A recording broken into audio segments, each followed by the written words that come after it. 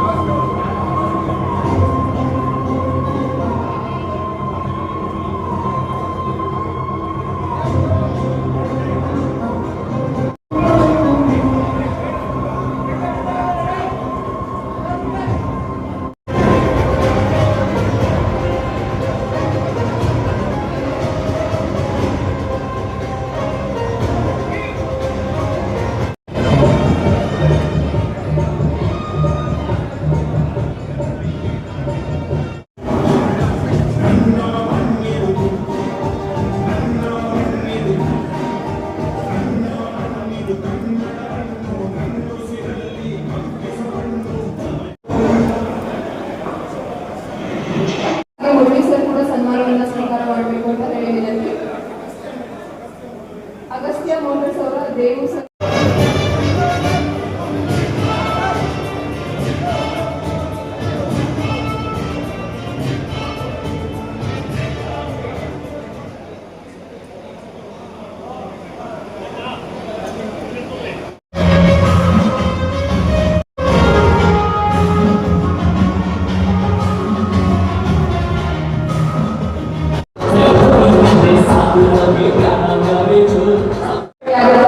ಹಾಗೆ ಶಮೀರ್ ಅಹಮದ್ ಅವರು general secretary.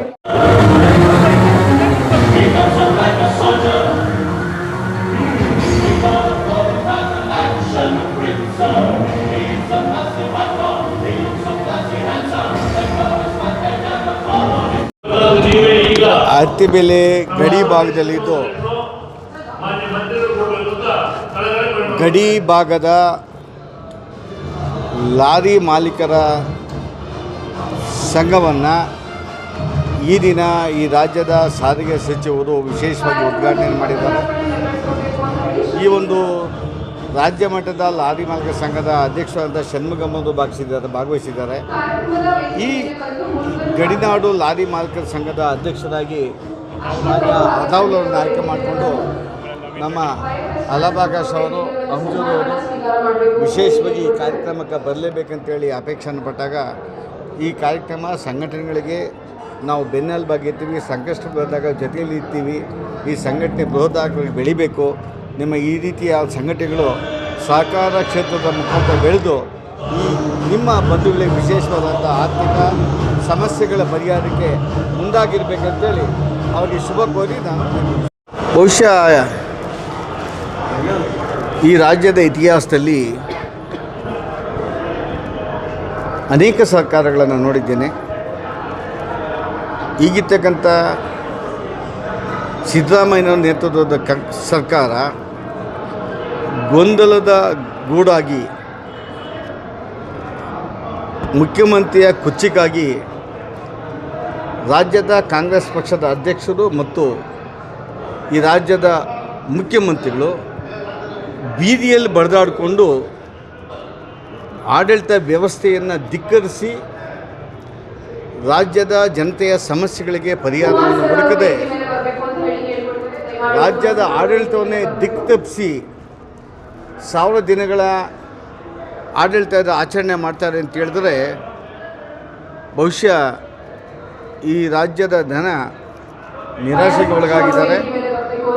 ರಾಜ್ಯದ ಜನ ಅಂತ ಹೇಳಿದ್ರೆ ಖಂಡಿತವಾಗ್ಲೂ ಬಹುಶಃ ಯಾವಾಗ ಚುನಾವಣೆ ಬರ್ತದೆ ಅಂತ ಕಾಯ್ತಾ ಇದ್ದಾರೆ. ನಮ್ಮ ಬಾಗಿಲಿಗೆ ಈ 135-36 ಸ್ಥಾನಗಳು ಪಡೆದಂಥ ಕಾಂಗ್ರೆಸ್ ರಾಜ್ಯದ ಜನತೆಯ ಹಿತಾಸಕ್ತಿಯನ್ನು ಮರೆತು ಕುರ್ಚಿಗಾಗಿ ಭ್ರಷ್ಟಾಚಾರದಲ್ಲಿ ಮುಳುಗಿ ಪ್ರತಿನಿತ್ಯ ಎಲ್ಲಿ ಬೆಲೆಯ ಏರಿಕೆಯನ್ನು ಮಾಡ್ಬೋದು, ಎಲ್ಲಿ ಭ್ರಷ್ಟಾಚಾರ ಮಾಡ್ಬೋದು, ಯಾವ ನಿಗಮವನ್ನು ಮುಳಿಸ್ಬೋದು, ಈ ಕುರ್ಚಿಗಾಗಿ ಏನೆಲ್ಲ ರಾಜಕೀಯ ತಂತ್ರಗಾರಿಕೆಯನ್ನು ಭವಿಷ್ಯದ ರಾಜಕೀಯ ವ್ಯವಸ್ಥೆಗೆ ಸುಸಂಸ್ಕೃತ ರಾಜಕಾರಣ ಮಾಡೋದಕ್ಕೆ ಯಾರೂ ಪ್ರವೇಶನೇ ಮಾಡ್ಬೋದು.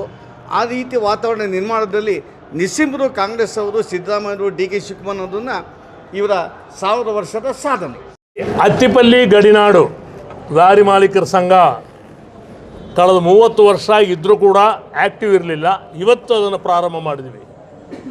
ಏನಪ್ಪ ಅಂದರೆ ಬಾರ್ಡ್ರಲ್ಲಿ ಬೇಕಾದಷ್ಟು ಹಿಂಸೆ ಆಗ್ತಾ ಇದೆ. GST ಅವ್ರು ಹಿಂಸೆ ಆಗ್ತಾ ಇದೆ, RTO ಡಿಪಾರ್ಟ್ಮೆಂಟ್ ಹಿಂಸೆ ಆಗ್ತಾ ಇದೆ. ಆದ್ದರಿಂದ ಒಂದು ಸರಿಯಾದ ರೀತಿಯಲ್ಲಿ ಇಡೀ ರಾಜ್ಯದಲ್ಲಿ ರಾಷ್ಟ್ರದಲ್ಲಿರ್ತಕ್ಕಂಥ ಎಲ್ಲ ಲಾರಿ ಮಾಲೀಕರಿಗೆ ಉಪಯೋಗ ಆಗಬೇಕೆಂಬ ಯೋಚನೆನಿಟ್ಟು ಇವತ್ತು ಈ ಸಂಘ ಸ್ಥಾಪನೆ ಮಾಡಿದ್ದೀವಿ. ಇಡೀ ಭಾರತ ದೇಶದಲ್ಲಿ BJP ರೂಲಿಂಗ್ ಎಲ್ಲೆಲ್ಲಿದೆಯೋ ಅಲ್ಲಿ ಎಲ್ಲ ಬಾರ್ಡರ್ ಚೆಕ್ ಪೋಸ್ಟ್ ಎತ್ತಾಗಿದೆ. ಆದರೆ ಈ ತಮಿಳುನಾಡಲ್ಲಿ ಇದ್ರ ತನಕ ಎತ್ತಿಲ್ಲ. ಕಾರಣ ಏನು ಅಂತ ನಮಗೆ ಅರ್ಥ ಆಗ್ತಾ ಇಲ್ಲ. ಕೂಡಲೇ ಅದನ್ನು ಬಾರ್ಡರ್ ಚೆಕ್ ಪೋಸ್ಟ್ ತೇಲಿಕ್ಕೆ ಸಂಘದಲ್ಲಿ ಅದೇ ಥರ ಬಾರ್ಡರ್ ಚೆಕ್ ಪೋಸ್ಟ್ ತೇಲಿಕ್ಕೆ 3 ತಿಂಗಳ ಅವಕಾಶ ಕೇಳಿದ್ದಾರೆ ರಾಮಲಿಂಗಾರೆಡ್ಡಿಯವರು. ಯಾವ ಥರ ಗುಜರಾತಲ್ಲಿ, ಮಧ್ಯಪ್ರದೇಶದಲ್ಲಿ ಸುಮಾರು ಕಡೆ ಈ ಬಾರ್ಡರ್ ಚೆಕ್ ಪೋಸ್ಟ್ ತೇಲಿದ್ದಾರೆ. ಅಲ್ಲಿ ಸ್ಟಡಿ ಮಾಡ್ತೀನಿ ಅಂತ ಹೇಳ್ಬಿಟ್ಟು ಕಳೆದು 3 ತಿಂಗಳ ಮುಂಚೆನೇ ನಮ್ಮನ್ನು ಅವಕಾಶ ಕೇಳಿದ್ರು. ಕೂಡಲೇ ಅದ್ರ ಬಗ್ಗೆ ಇವತ್ತೂ ಚರ್ಚೆ ಮಾಡಿದ್ದೀವಿ. ಆ ಸ್ಟಡಿ ಟೀಮ್ನ ಕಳಿಸಿ ಸ್ಟಡಿ ಮಾಡಿ ಕೂಡಲೇ ಬಾರ್ಡರ್ ಚೆಕ್ ಪೋಸ್ಟ್ ಐತೀನಿ ಅಂತ ಅವ್ರನ್ನೂ ಒಪ್ಪಿಗೆ ಕೊಟ್ಟಿದ್ದಾರೆ. ಈ ಪರಿಸ್ಥಿತಿ ಇರುವಾಗ ತಮಿಳುನಾಡಲ್ಲಿ ಬೇಕಾದಷ್ಟು ಹಿಂಸೆ ಆಗ್ತಾಯಿದೆ ಲಾರಿ ಮಾಲೀಕರಿಗೆ. 1-2 ಅಲ್ಲ, ನಿರ್ರಾಜ್ಯಗಳ ಲಾರಿ ಅಂದ್ರೆ ಮಾಡ್ತಾಯಿ ಧೋರಣೆಯಲ್ಲಿ ಅವರು ಆ್ಯಕ್ಟ್ ಮಾಡ್ತಾಯಿದ್ದಾರೆ. ಅದು ಭಾಳ ದೊಡ್ಡ ತಪ್ಪಾಗುತ್ತೆ. ಅದೇ ಥರ ತಮಿಳುನಾಡು, ಕರ್ನಾಟಕ ಎಲ್ಲ ಒಗ್ಗಟ್ಟ ಇರಬೇಕೆಂಬ ಇಂಟೆನ್ಷನಲ್ಲಿ ಇವತ್ತು ಹೊಸೂರಿಂದ ಬಂದಿದ್ದಾರೆ. ಬೇಕಾದಷ್ಟು ತಮಿಳುನಾಡಿಂದ ಕರ್ನಾಟಕ ಎಲ್ಲ ಒಗ್ಗಟ್ಟಾಗಿದ್ದು ಇದನ್ನು ಮಾಡ್ತಾಯಿದ್ವಿ. ಆಮೇಲೆ ಕೇಂದ್ರ ಸರ್ಕಾರ ಒಂದು ರೌಲಟ್ ರೂಲ್ ಮಾಡಿದೆ. 20 ವರ್ಷ ಮೇಗಿರೋ ಗಾಡಿಗೆ 30,000 ರೂಪಾಯಿ, 32,000 ರೂಪಾಯಿ. ಅದೇ ಥರ 15 ವರ್ಷ ಗಾಡಿಗೆ, 10 ವರ್ಷ ಗಾಡಿಗೆ, 15ರಿಂದ 20 ವರ್ಷ ಗಾಡಿಗೆ ಕೇಂದ್ರ ಸರ್ಕಾರ ಹತ್ರ 3 ಸಲ ಮಾತುಕತೆ ನಡೆಸಿ ಅದನ್ನು ರೇಟ್ನ ಕಡಿಮೆ ಮಾಡಿದ್ದಾರೆ. ಆದರೆ 20 ವರ್ಷ ಮೇಲ್ಪಟ್ಟು ವಾಹನವನ್ನು ಸ್ಕ್ರಾಪ್ ಮಾಡಬೇಕೆಂಬ ಇಂಟೆನ್ಷನ್ನಲ್ಲಿ ಅವ್ರು ಮಾಡಿದ್ದಾರೆ. ಅದು ಭಾಳ ದೊಡ್ಡ ತಪ್ಪಾಗುತ್ತೆ. ಗಾಡಿ ಟೋಟಲಾಗಿ ಸ್ಕ್ರಾಪ್ ಮಾಡೋದು ಬೇಡ. ನಿಮಗೆ ಪೊಲ್ಯೂಷನ್ ಇಂಜಿನಿಂದ ಬರುತ್ತೆ. ಆ ಇಂಜಿನ್ನ ಮಾತ್ರ ರಿಪ್ಲೇಸ್ಮೆಂಟ್ ಮಾಡಲಿಕ್ಕೆ ಕೇಂದ್ರ ಸರ್ಕಾರ ನಮ್ಮ ಜೊತೆಗೆ ಕೈ ಜೋಡಿಸ್ಕೋಬೇಕು ಅಂತ ನಾವು ಕೇಳ್ಕೊಳ್ತೀವಿ. ಅದೇ ಥರ ಕೂಡಲೇ ಆ 32,000ನ ಕಡಿಮೆ ಮಾಡುವಂಥ ಸಿಮ್ಟಾದಲ್ಲಿ ಆಲ್ರೆಡಿ ನಾವೊಂದು ಮುಷ್ಕರಕ್ಕೆ ಕರೆ ಕೊಟ್ಟಿದ್ವಿ 3 ತಿಂಗಳ ಮುಂದೆ. ಏನೋ ಕಾರಣಕ್ಕಾಗಿ ಅದು ಯಾರೋ ತಮಿಳ್ನಾಡಿನ ಮಿನಿಸ್ಟ್ರು ಆಶ್ವಾಸನೆ ಕೊಡ್ತಾರಂತ ತಮಿಳ್ನಾಡಿನವರು ವಿತ್ಡ್ರಾ ಮಾಡಿದ್ರು. ಅದು ಭಾಳ ದೊಡ್ಡ ತಪ್ಪಾಗುತ್ತೆ. ಯಾವಾಗ ಒಂದು south zone lorry owners association instruction ಕೊಡುತ್ತೋ ಅದ್ರ ಪ್ರಕಾರ ಎಲ್ಲ ಸ್ಟೇಟ್ ನಡ್ಕೋಬೇಕು ಅಂತ ನಾನು ನಿಮ್ಮನ್ನು ಕಳಕಳಿ ಮಣ್ಣು ಮಾಡಿಕೊಡ್ತೀನಿ. ಅದು ಒಂದು ಕಾರಣದಿಂದ ಇವತ್ತಿನ ಪರಿಸ್ಥಿತಿ ಏನಾಯಿತು.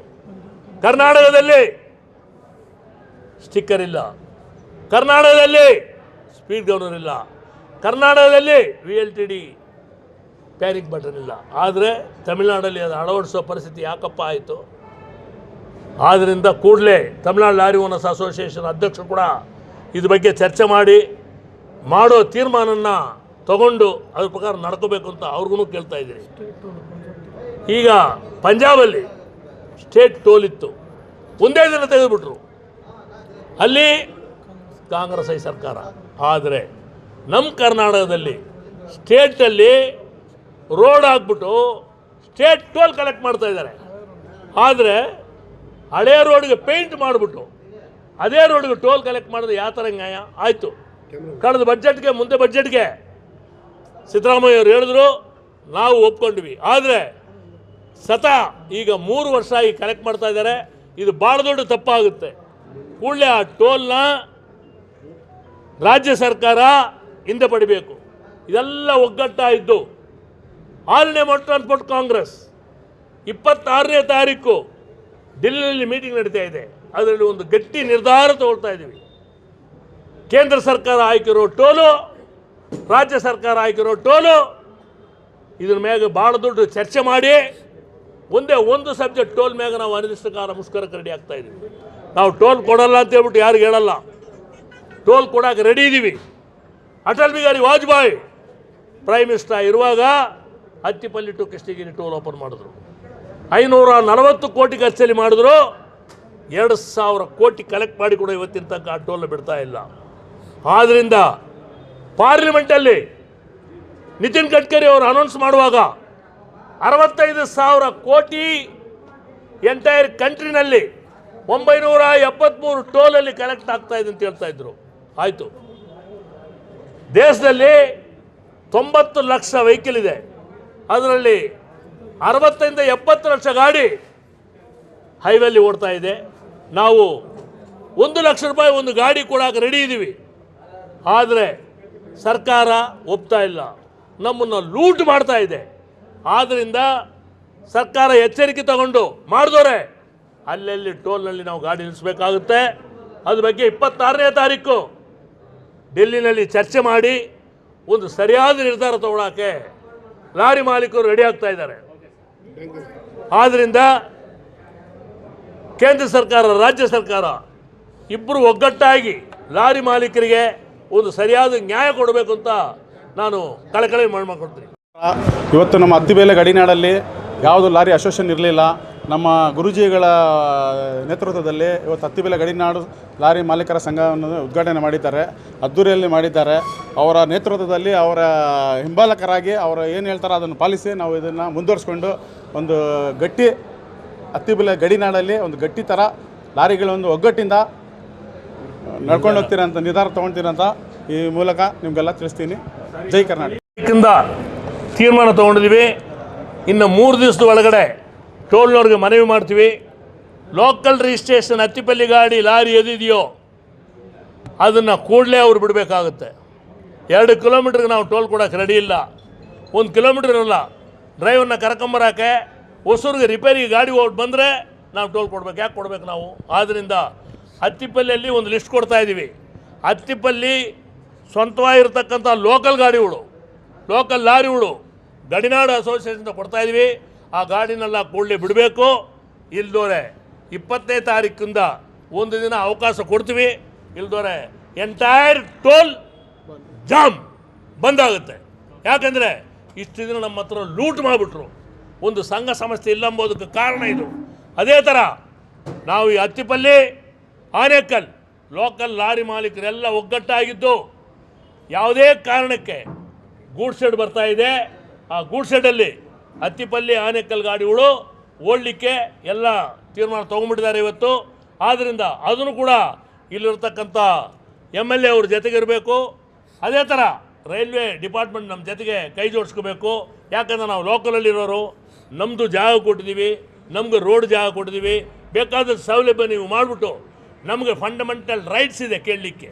ನೀವು ಲೋಕಲ್ನವ್ರಿಗೆ ಕೊಟ್ಬಿಟ್ಟೆ ಬೇರೆ ಯಾರಿಗನ ಕೊಡಬೇಕಾಗುತ್ತೆ. ಆದ್ದರಿಂದ ಅದನ್ನು ತೀರ್ಮಾನ ಮಾಡಿದ್ದೀವಿ. ಅದು ಕೂಡ ಈ ಗಡಿನಾಡು ಅಸೋಸಿಯೇಷನಿಂದ ಪ್ರಾರಂಭ ಆಗುತ್ತೆ. ಇದರವರೆಗೂ ನಮಸ್ಕಾರಗಳು. GR ಷಣ್ಮುಗಪ್ಪನವರ ನೇತೃತ್ವದಲ್ಲಿ ಇವತ್ತು ಅತ್ತಿಬೇಲೆ ಗಡಿನಾಡು ಲಾರಿ ಮಾಲೀಕರ ಸಂಘದ ಉದ್ಘಾಟನೆಯಾಗಿದೆ. ಅತ್ತಿಬೇಲೆ ಗಡಿ ಭಾಗದಲ್ಲಿ ತುಂಬಾ ಲಾರಿಗಳವರಿಗೆ ಸಮಸ್ಯೆ ಇದೆ. ಒಂದು ಮುಖ್ಯವಾಗಿ ಅತ್ತಿಬೇಲೆ ಟೋಲ್ ಗೇಟು, ಎರಡನೇದು ಬಂದು ಅತ್ತಿಬೇಲೆ ಸುತ್ತಮುತ್ತ 10-12 ಕಿಲೋಮೀಟ್ರಲ್ಲಿ 5-6 ಕೈಗಾರಿಕಾ ಪ್ರದೇಶಗಳಿದ್ದರೂ ಅತ್ತಿಬೇಲೆ ಲೋಕಲ್ ಅವರಿಗೆ ಯಾವುದೇ ಒಂದು ರೀತಿಯಾದ ರೋಡ್ಗಳು ಸಿಗದೇ ಇರೋದ್ರಿಂದ ಲಾರಿಗಳನ್ನು ಕಂತುಗಳು ಕಟ್ಟೋಕ್ಕಾಗದೆ ತುಂಬ ಕಷ್ಟಪಡ್ತಾ ಇದ್ದಾರೆ. ಆ ಒಂದು ಸಮಸ್ಯೆಗಳನ್ನು ಪರಿಗಣನೆಗೆ ತೆಗೆದುಕೊಂಡು ಈ ಒಂದು ಸಂಘ ಕಟ್ಟಿ ಇದರಿಂದ ಎಲ್ಲ ಸಮಸ್ಯೆಗಳನ್ನು ಪರಿಹರಿಸೋಕ್ಕೆ ಒಂದು ಪ್ರಯತ್ನವಾಗಿ ಈ ಒಂದು ಹೆಜ್ಜೆ ಇಡ್ತಾ ಇದ್ದೀವಿ. ಇದರಲ್ಲಿ ಯಶಸ್ವಿ ಆಗಬೇಕಂದ್ರೆ ಎಲ್ಲರೂ ಬಯಸಬೇಕಂತ ಕೋರ್ಕೊತಿದ್ದೀವಿ.